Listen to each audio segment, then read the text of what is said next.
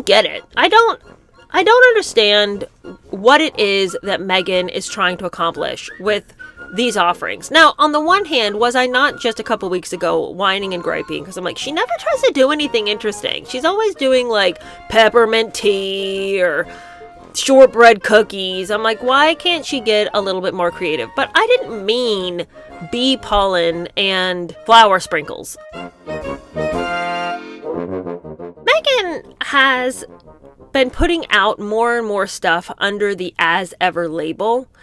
And I don't understand this drip drip method. Okay, I don't get this. I don't know why she didn't just unveil all of her holiday stuff, because it seems to me kind of haphazard as she unveils. I got some journals, you guys. You guys want some journals?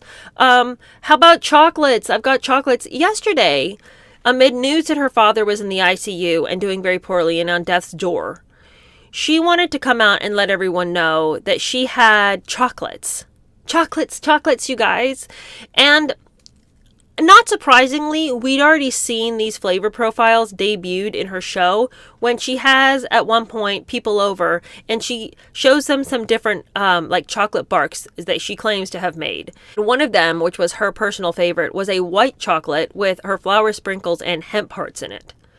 Well, now she's debuting this trash for the public so that they too can gag themselves.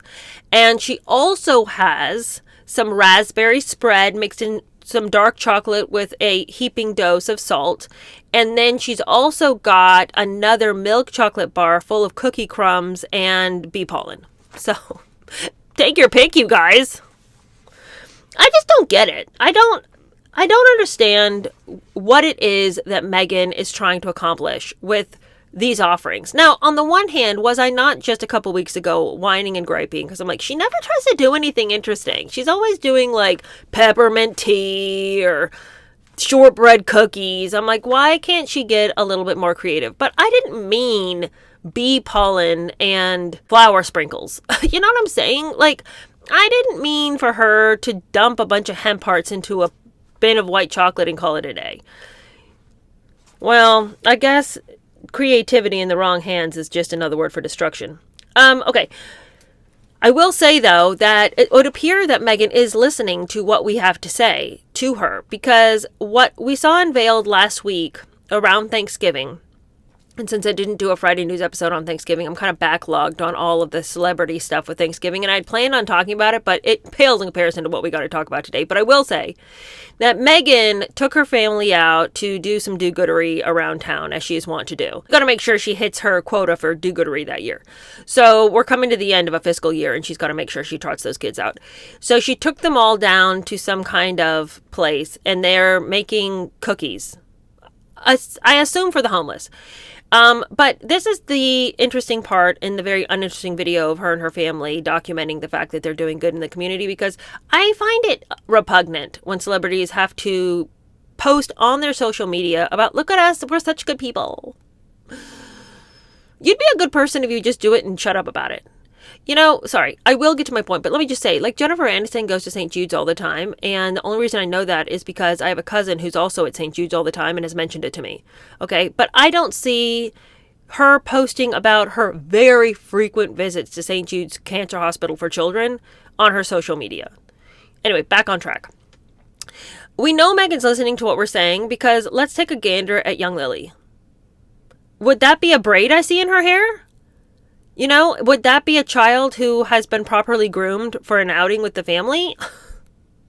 You guys, if you think she's not listening, you fool yourself, okay? Obviously, we know she is, because everything that she does and says is as a response to the public. You know, she couldn't just ever go through life living her own life, even though that's what she tells you she's up to. She's not. But it's good to see young Lily with a braid in her hair. It's good to see that somebody cared to groom the child, okay? Whoever child that she may be. Thank you for running a comb through this baby's hair. Now, of course, Harry had his own big week on Colbert, and we're going to do a blow-by-blow of the Colbert episode. Like I said, on Monday. I'll do a little mini episode on Monday. But here is just a flavor of the shenanigans these two got up to. So if you was treated like a king for the day, what would you want me to do for you? Beg for me, probably. You'd want me to do what? Beg? Beg. Beg? B-E-K. Beck. Bake. Oh, bake!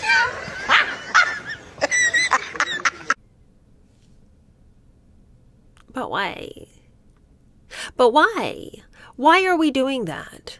That's the thing I don't understand.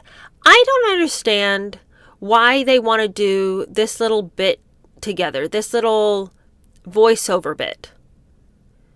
You know, that's like for social media. Okay?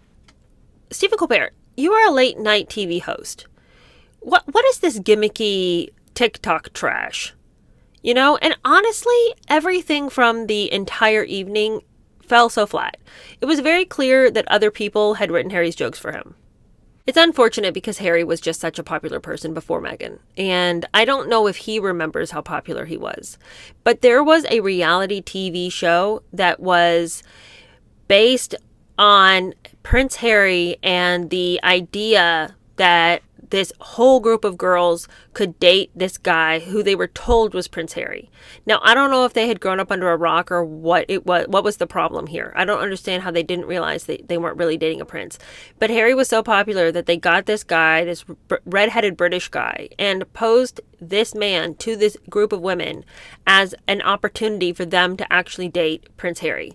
The way these women fell over themselves, okay, they could not. And they were so excited to have anything to do with Prince Harry. Now, obviously they were dumb because it was not Prince Harry. But what I'm saying to you is that the popularity of Harry was so great that they could create a whole game show based on him and his persona. I am telling you, there was no game show where there was a bunch of men lining up to potentially date Meghan Markle. Okay? But whatever it is he's doing on Colbert was horrible. And it's because he was saying lines that don't belong to him. And like with Meghan, he's constantly using her phrases, her terminology, her perspective on life.